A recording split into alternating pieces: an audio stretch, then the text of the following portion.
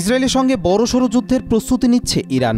12 দিনের ক্ষণস্থায়ী যুদ্ধ শেষে কার্যকর হওয়া যুদ্ধবিরতিকে ইরান কোনো স্থায়ী শান্তির প্রতীক হিসেবে দেখছে না, বরং এটিকে একটি কৌশলগত বিরতি হিসেবে গ্রহণ করেছে তারা। অতীতের অভিজ্ঞতার আলোকে তেহরান মনে করে সময়কে সঠিকভাবে কাজে লাগিয়ে প্রতিপক্ষকে মোকাবেলা করা সম্ভব। ফলে ইরান এখন নতুনভাবে সামরিক ও কূটনৈতিক প্রস্তুতির পথে হাঁটছে।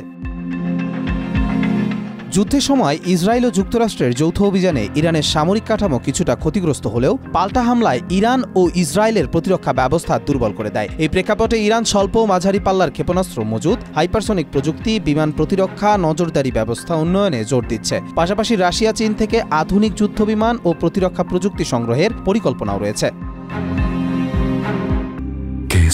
শেকড় থেকে শিখরে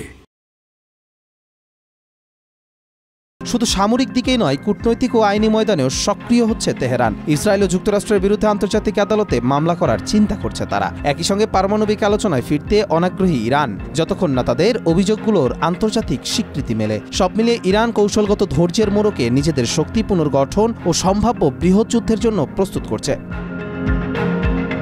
কবির চৌধুরী জয়, মাই টিভি।